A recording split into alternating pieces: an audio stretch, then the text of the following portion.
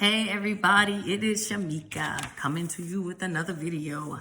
I wanted to talk about debt collectors. I know we have been inundated with all of these robocalls and you just don't know when to answer and when not to answer. And I am going to hopefully shed some light to give you some information so that you know what to do next time when a debt collector calls you. All right, so here we go. Ring, ring. First thing you need to do when a debt collector calls you, you need to say hello, of course, when you answer your phone. Then they're going to say, hello, may I speak to? And then you say, may I ask who is calling? They're going to give you their name. Then you say, calling with what company, or may I ask what company you're calling from, or who are you calling, on behalf of, or whatever way you want to say it, because they have been trained not to give the name of the company they're calling from until you ask for it. Okay. And so once they do, they have to answer to let you know which company they're representing when they call you.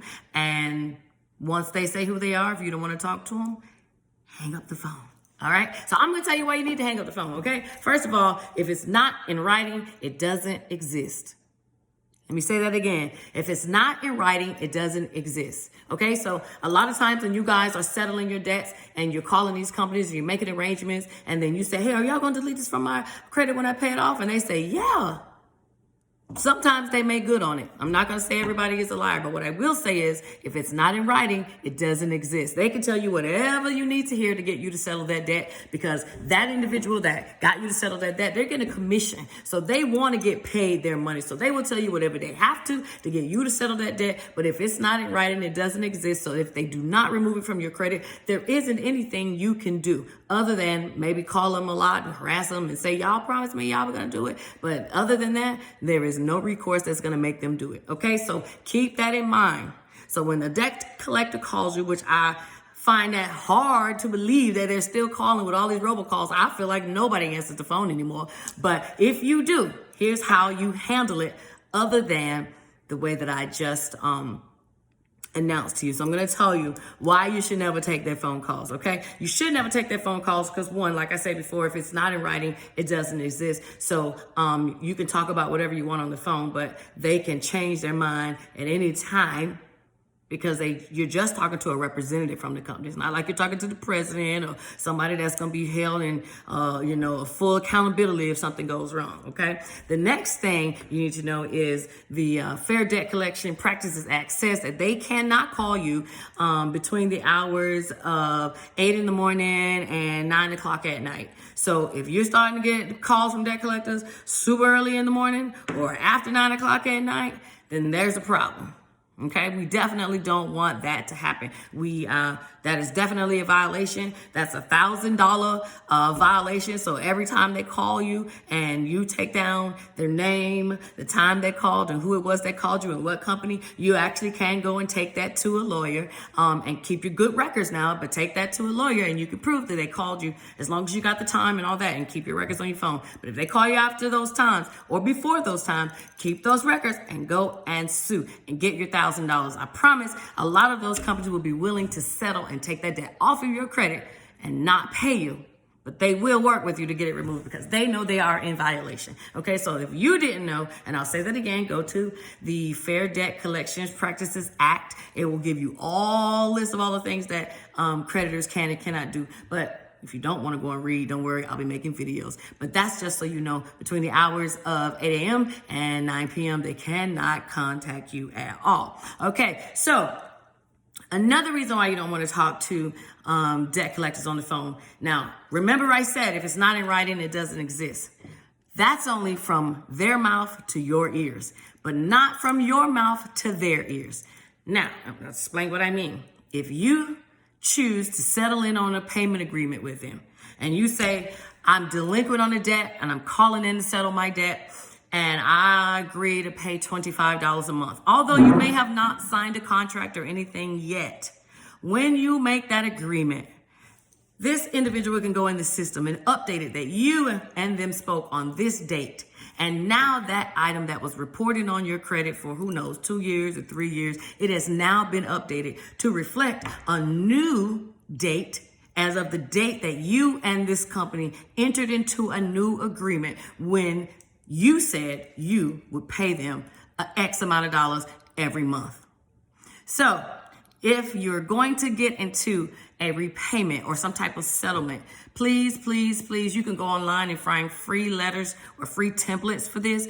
Don't worry, there's one below. You can go and find these things and you can make an offer to the company in writing, and then they can send you an offer letter back, which is more than likely what they're going to do. But I would let them know from now on, if you happen to talk to them, that I need it in writing. Don't make any decisions or any type of agreements over the phone with debt collectors, because it's different when you say it to them versus when they say it to you. Remember, their agenda is to get you to pay the bill. Yours is to protect yourself and your pockets. That means don't go and give them your debit card number or bank account number so they can start auto drafting something out of your check. I just think those are horrible ideas. If you're going to make a payment, you can make a payment by check, money order. You can even call in and make an auto draft payment if you choose. But to do it like automatically where they're taking the money from your account every month, I definitely would not give them that much access to do something like that. So again, the Fair Debt Collection Practices Act will list all the things debt collectors can and cannot do. But I just wanted you to know the main reason why you do not want to talk to them, because you don't want to restart that debt on your credit. And that is completely legal for them to do. The debt will start over because you entered into another agreement. So if that debt was already halfway into the credit reporting statute of limitations, which is 7 years. If you say that debt sat on your credit report for 2 to 3 years, you only have a few more years left before it will fall off. But once you make that agreement, that it updates, and now that 7-year clock starts all over again. And I know a lot of people probably didn't know that, or probably never even heard of it, but I'm letting you know this is why you don't talk to bill collectors over the phone. They're not your friends. They work for a commission check. They want to get paid just like anybody else that works. And they're not going to reveal everything to you. So you need to be educated, or when you get these things in the mail saying that you owe a bill and we're going to put it on your report, you need to go and find someone that you trust that knows something about credit and ask them to help you send a debt validation letter so that you can find out if this debt is even yours, if it's even correct.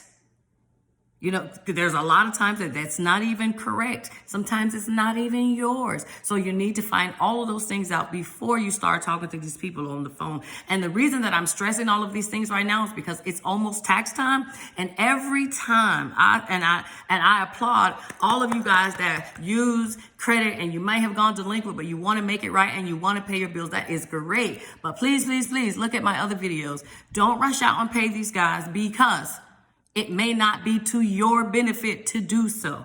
All right. So weigh the pros and cons, watch a couple videos, not go read a little bit to understand. If not, inbox me, ask me some questions. I'll definitely help you out. And thank you to you guys who have sent me questions, because you are making me make awesome videos. These are things that I know up here, but sometimes you think about them all the time. You don't think to put them down in layman's term for an average person who may not. So thank you guys again. And for those who are watching, if you have questions or videos that you want to see done, you have a specific situation, I can talk about your situation. Maybe it'll help somebody else. Once again, Fair Debt Collection Practices Act. I'll put the link to the book below. I'll put a link below to a sample debt validation letter request, and for if you want to make a settlement with the company, the debt collection company. But remember, we don't want to talk to these people on the phone. And as soon as they announce who they are, because they have to, between the hours of 8 a.m. and 9 p.m., if they don't, guess what? Click. Time to go and find you a lawyer and sue. All right. So you guys take care. Thank you again. Please subscribe, share my video. And if you got any questions, something want to be aired on live, let me know and put it in my inbox. You guys take care. Thanks. Bye.